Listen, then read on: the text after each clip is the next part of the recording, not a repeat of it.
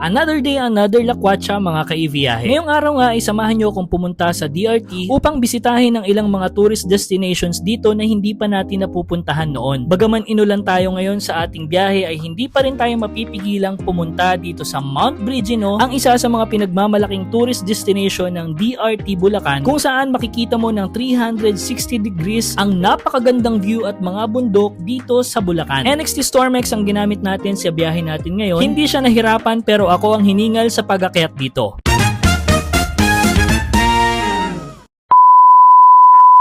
Nag-imbita tayo ng ilang mga kaibigan at kakilala sana na makakasama natin ngayon sa biyahe ngayon, specifically mga e-bike riders din na gaya ko, kaya lang hindi nagtagpo yung mga schedule namin. Gayon pa man, tuloy pa rin ang ating i-biyahe ngayong araw na to. Buti na lamang meron tayong nakasamang kaibigan natin at siya yung backride natin ngayon. Nakapunta na rin siya sa pupuntahan natin ngayong araw, kaya buti na lang at siya pa yung magiging instant tourist guide natin. Bumiyahe kami mula Marilao, Bulacan, pero nasa Norzagari pa lang ay bumuhos ng ulan, pero syempre dahil lagi tayong handa, meron tayong kapote at nagsuot na rin kami ng kapote para tuloy-tuloy ang biyahe namin. At ngayon nga, nandito na tayo sa DRT kung saan bubungad sa atin ang arko ng DRT at palagi itong stopover ng mga riders para mag-picture. Kung nagugutom ka naman ay meron ding mga ilang nagtitinda dito ng pagkain kagaya ng pares. Kung trip mong magkape ay meron din at ilang mga tuhog-tuhog. Nakarating na kami dito sa DRT pero tuloy pa rin ang buhos ng ulan kaya minabuti naming kumain na muna at baka sakaling tumila o humina man lamang ito. Pagkatapos namin kumain at saglit na pahinga, sabi ko mag-picture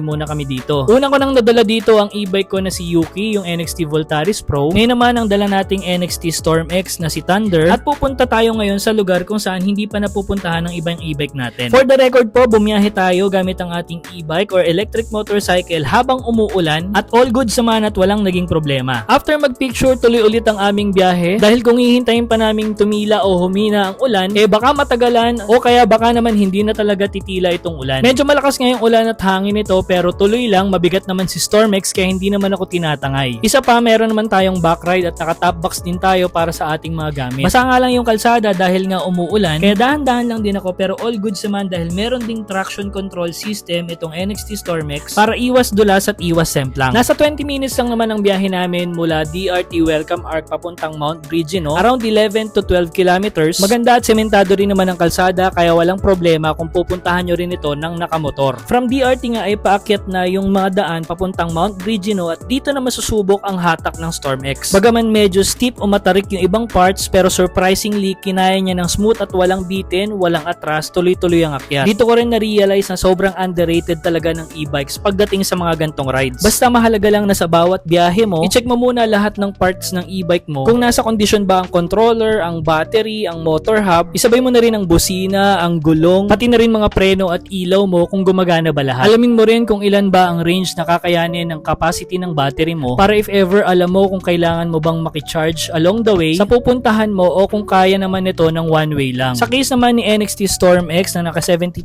volts 95 Ah na life of ay kayang-kaya niya naman kaya hindi na kami nakicharge. Nakarating na nga kami dito sa Mount Brigino Farm and Resort at meron siyang entrance fee na 100 pesos for farm tour only at may additional na 100 kung kayo naman ay magsiswimming. Sa case namin nag-entrance fee lang kami pero kumuha na kami ng cottage dahil mukhang dito na kami magpapalipas at magpapatila ng ulan. After namin makapagpahinga ng konti nag-start na kaming umakyat sa taas pero grabe, sobrang solid ng view ng Mount Brigino. Ito yung tipo ng lugar na mapapahinto ka na lang at sasabihin mong sulit, tahimik, presko at perfect spot para magpahinga after ng akyat. Pero sa totoo lang sa point na to, nasa kalagitnaan pa lang ako ng pag-akyat at hinihingal na ako. May mga resting point naman dito sa pag-akyat ng Mount Brigino. May mga picture taking spots at grabe kahit wala pa ako sa tuktok, solid na yung view. Meron din nga palang swimming pool dito na nakaharap sa overlooking view kaya sulit na sulit din kung maglalangoy kayo. At ito na nga finally, nakarating na kami dito sa tuktok ng Mount Brigino. Ito ang isa sa pinaka-highlight dito. Para siyang 180 degrees panoramic view, tanaw mo yung kabundukan ng DRT at kapag maganda ang panahon, tanaw mo rin yung Metro Manila sa malayo. Ang presko, ang tahimik, parang humihinga ulit yung utak mo. Ang sarap lang magpahinga sa mga gantong lugar at ganto kagandang view yung nakikita mo. Lalo na kung pagod na pagod ka na or stress ka na sa work o sa kung ano pa mang dahilan. Day tour lang kami dito, pero kung gusto mong mag-overnight ay pwede rin naman. May cottages, kubo house, camping area at cabin rooms para mas madama mo yung katahimikan at malamig na hangin sa gabi. Dahil farm and resort nga pala to, ay may mga alaga sila ditong hayop kagaya ng goats and sheep at iba pa. Mula sa taas ng Mount Brigino ay mas makikita mo kung gaano ka-peaceful ang lugar. Nagsimula na naman ngang umulan kaya nag-decide na kaming bumaba. At hapon na rin ito, bago pa kami abutan ng dilim ay nagsimula na kaming bumiyahe. At bago kami tuluyang bumiyahe pa uwi ay meron muna kaming pupuntahan para na rin makakain kami. Isa rin itong sikat na coffee shop na katabi ng simbahan na meron ding masasarap na pagkain at masarap na kape. At bukod doon ay meron din siyang magandang view na tanaw mo ang Mount Arayat. Nasa 25 minutes away lang ang pupuntahan natin mula sa Mount Brigino at 12 kilometers naman siya. Maganda at sementado pa rin naman yung kalsadang dadaanan natin, pero may katarikan pa rin dahil nasa taas na bahagi yung pupuntahan natin. Along the way naman ito sa daan natin pa uwi, may papasukan lang tayong isang kanto at ang pupuntahan nga natin ay ang Cafe Piat na katabi ng Piat Church. Ito yung coffee shop na talagang binabalik-balikan ko, tahimik, cozy at swak na swak to para sa mga rider na gusto lang magpahinga, magkape